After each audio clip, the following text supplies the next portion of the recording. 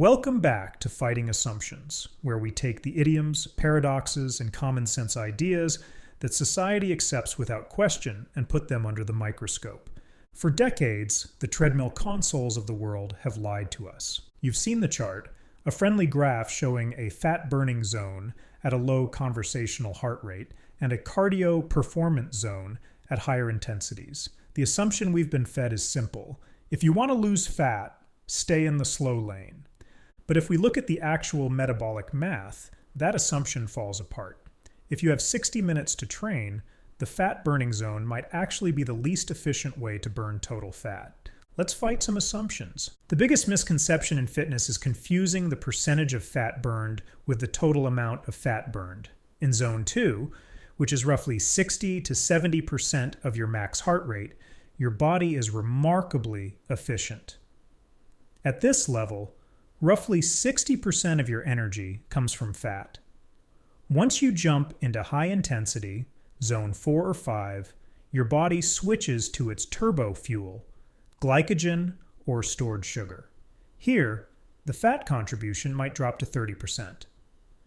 Consider the 60-minute math. In Zone 2, you burn 450 total calories. At a 60% fat contribution, that is 270 fat calories. In high intensity, you burn 900 total calories.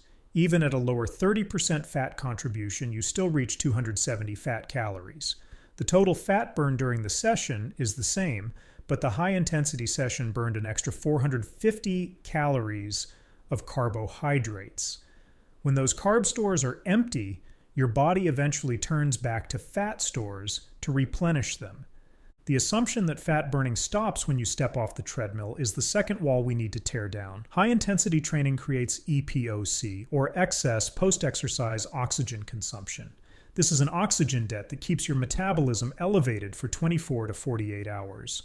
While Zone 2 results in a negligible afterburn of about 20 calories, a hard 1-hour session can trigger an extra 100 to 150 calories of burn while you're sitting on the couch. Because you are at rest during this period, your body fuels this recovery almost exclusively with fat oxidation. When we look at the 24-hour total fat comparison, Zone 2 nets you roughly 330 fat calories, while high intensity nets you 420. High intensity creates a 25% larger fat-burning footprint over a full day. If high intensity burns more, why does everyone obsess over Zone 2? Because Zone 2 isn't about burning fat today. It's about becoming a better fat burner tomorrow. Zone 2 improves mitochondrial efficiency, the quality of your cellular power plants. High intensity stimulates mitochondrial biogenesis, the quantity of those power plants. If you only do high intensity work, you become a sugar burner. You lose the ability to efficiently use fat at rest. Zone 2 is the base that allows your high intensity work to be even more effective.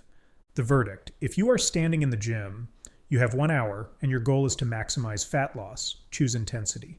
But if your goal is a body that burns fat efficiently 24/7, you need to go to the gym more often to add low-intensity work as well. The high-intensity work clears the forest, and the Zone 2 work builds the soil. At Fighting Assumptions, we try to stimulate people to question things and figure it out. We hope this story inspired you. Did you know Van Gogh actually sold hundreds of paintings? And that everyone already knew the Earth was round when Columbus set sail? Subscribe to Fighting Assumptions for more deep dives into the myths and misconceptions that shape our daily lives. Do you have an assumption you want us to tackle next? Leave it in the comments below.